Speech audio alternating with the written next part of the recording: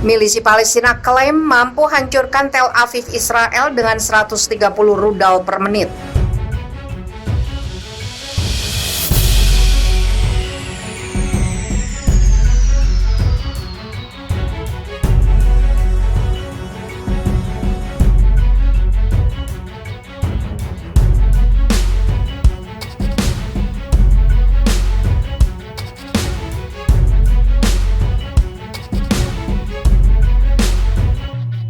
Milisi Palestina, kelompok perlawanan Palestina di jalur Gaza, mengklaim mampu menghancurkan Tel Aviv Israel dengan serangan 130 rudal setiap menit.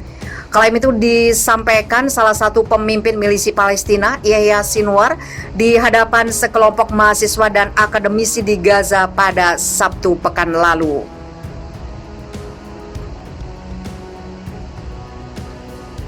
Tuhan telah menetapkan bahwa kami harus menyerang Tel Aviv dan ada kemampuan lain yang belum kami ungkapkan, kata Sinwar. Seraya menambahkan bahwa milisi Palestina dan sekutunya dapat menghancurkan Tel Aviv dengan meluncurkan 130 rudal per menit ke kota itu.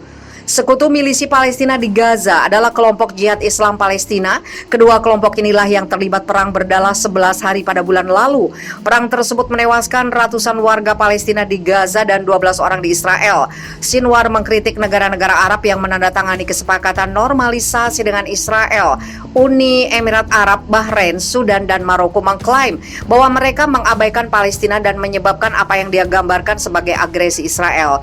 Sinwar melanjutkan dengan mengatakan bahwa milisi Palestina hanya menggunakan 50% dari kekuatannya dalam putaran terakhir pertempuran dengan Israel bulan lalu. Menurutnya, tujuan strategis dari perang itu adalah untuk menyatukan orang-orang di belakang milisi Palestina. Israel telah gagal menghancurkan kemampuan kami untuk melawannya. Rencana mereka untuk membunuh 10.000 pejuang gagal, katanya. Israel tidak menghancurkan lebih dari 3% terowongan di Gaza. Metro milisi Palestina tidak hancur karena kami mencintai tanah kami dan itu mencintai kami kembali, paparnya seperti dikutip Israel Hayom Senin 7 Juni.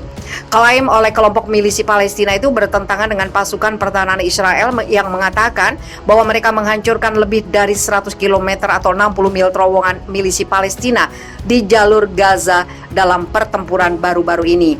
Sinwar mengatakan tujuan strategis milisi Palestina adalah untuk mematahkan harga diri Zionis Israel yang dia sebut musuh kriminal dan arogan. Dia mencemooh Israel karena membangun tembok di sepanjang perbatasan dengan jalur Gaza. Negara macam apa ini yang harus membangun tembok seperti itu?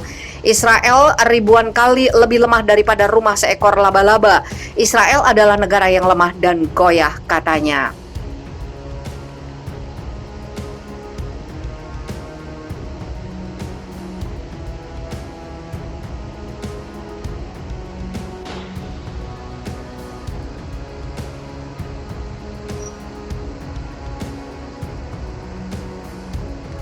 Turki akan latih pasukan keamanan Palestina, peringatan bagi Israel. Perjanjian kerjasama keamanan antara pemerintah Turki dan Palestina yang sebelumnya sudah ditandatangani kini mulai berlaku. Pemerintah Turki akan melatih pasukan keamanan Palestina. Surat kabar Turki Yeni Shafak seperti dilansir Middle East Monitor melaporkan, pemerintah Turki meratifikasi perjanjian kerjasama keamanan 2 hari lalu. Keputusan tersebut dianggap mirip dengan perjanjian batas maritim yang ditandatangani Turki dengan Libya. Dalam perjanjian antara Palestina dan Turki, pasukan penegak hukum Palestina akan dilatih di Akademi Gendarmerie dan penjaga pantai di Turki. Selain itu, proyek jangka pendek dan jangka panjang akan dilaksanakan untuk meningkatkan kemampuan pasukan penegak hukum Palestina dengan memberikan pelatihan, konsultasi, dan bantuan teknis. Pemerintah Turki sebelumnya telah mengambil langkah tegas selama pertemuan Dewan Keamanan PBB pada Rabu lalu. Perjanjian kerjasama keamanan yang ditandatangani antara Republik Turki dan pemerintah negara Palestina pada tahun 2018 diterbitkan dalam dokumen negara resmi dan mulai berlaku. Adanya perjanjian tersebut menjadi babak baru dalam hubungan Turki-Palestina. Mereka bekerja sama dalam hal memerangi kasus pencucian uang, kejahatan dunia maya, penyelundupan budaya dan kekayaan alam, narkotika dan perdagangan manusia, dan penyelundupan migran dan imigrasi ilegal. Pertukaran intelijen dan teknik operasional untuk memerangi terorisme merupakan salah satu ketentuan yang paling menonjol dari perjanjian. Selain itu juga kesepakatan tentang masalah keamanan maritim.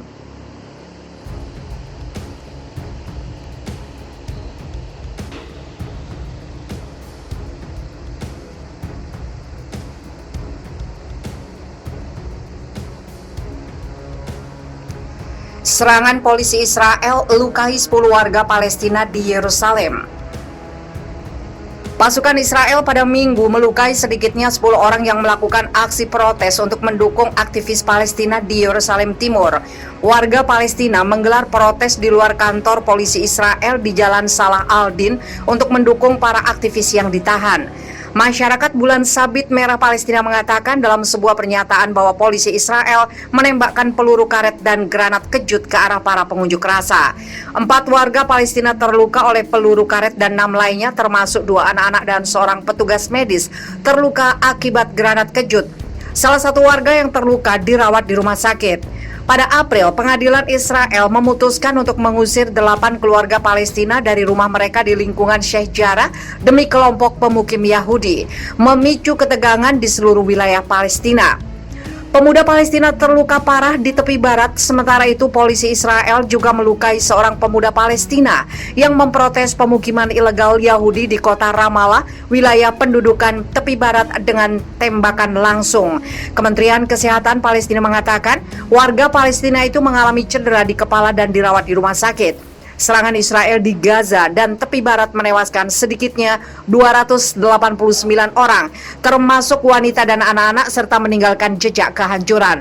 Pusat kesehatan, kantor media, dan sekolah juga menjadi sasaran serangan Israel.